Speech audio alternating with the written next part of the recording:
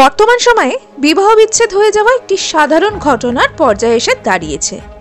কিন্তু কেমন ছিল বলুন তো ভারতবর্ষের প্রথম আইনি ডিভোর্সের সময় প্রেক্ষাপটটি? তাই জানবো এই ছোট ভিডিওটির মাধ্যমে। তবে তার আগে আমার সকল দর্শক বন্ধুকে দ্য নলেজ হাব চ্যানেলের পক্ষ থেকে জানাই স্বাগত। ভারতবর্ষের প্রথম আইনি ডিভোর্স কেসটি হয় 19 শতকে মহারাষ্ট্রের রুকমাবাই ও দাদাজি ভিকাজির মধ্যে।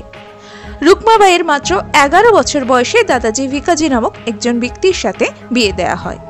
রুকমাবাইয়ের ইচ্ছে ছিল ডাক্তার হওয়ার, আর সেই জন্যে তার শিক্ষিত পরিবার তাকে পড়াশোনাতে যথেষ্ট উৎসাহিতও করত, এবং তাই সে তার নিজের পরিবারের সঙ্গে থেকেই পড়াশোনা চালিয়ে যেতে চেয়েছিল। কিন্তু সেই সময়ে দাঁড়িয়ে এই বিষয়টি তার স্বামীর পছন্দ হয়নি।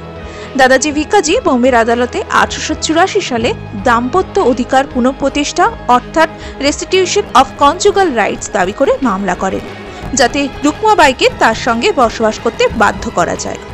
রুকমাবাই অবশ্য এই দাবির বিরোধিতা করেন এবং বলেন যে তিনি অপ্রাপ্তবয়স্ক অবস্থায় বিয়ে করেছিলেন এবং তার সম্মতি ছাড়াই এই বিয়ে হয়েছিল। তবে 1887 সালে আদালত রুকমাবাইকে নির্দেশ দেয় যে হয় তিনি স্বামীর সঙ্গে বসবাস করবেন, নয়তো 6 মাসের কারাদণ্ড ভোগ করবেন। রুকমাবাই সেই সময় দাঁড়িয়ে কারাদণ্ডকেই বেছে নেন, যা তৎকালীন সমাজে এক বিপ্লবী পদক্ষেপ ছিল।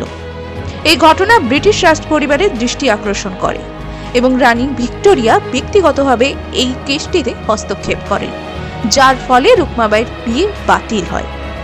এই মামলাটিতে শুধুমাত্র রুকমাবাইয়ের বিজয় হয়নি, তার সাথে এটি ভারতের নারীদের অধিকার এবং সামাজিক সংস্কারের ক্ষেত্রে একটি মাইল ফলক হয়ে ওঠে।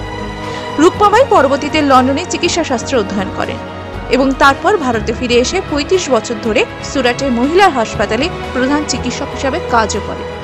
এই ঘটনার জন্যই পরবর্তীকালে মেয়েদের বিয়ে হওয়ার বয়সের সীমাও বাড়ানো হয়েছিল।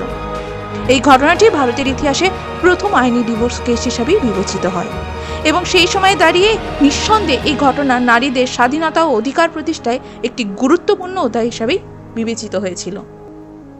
এই ধরনের ভিডিও যদি আপনাদের ভালো লেগে থাকে তাহলে অবশ্যই এই ভিডিওটিতে একটি লাইক দেবেন, চ্যানেলটিকে শেয়ার ও সাবস্ক্রাইব করে আমাদের পাশে থাকবেন। ধন্যবাদ।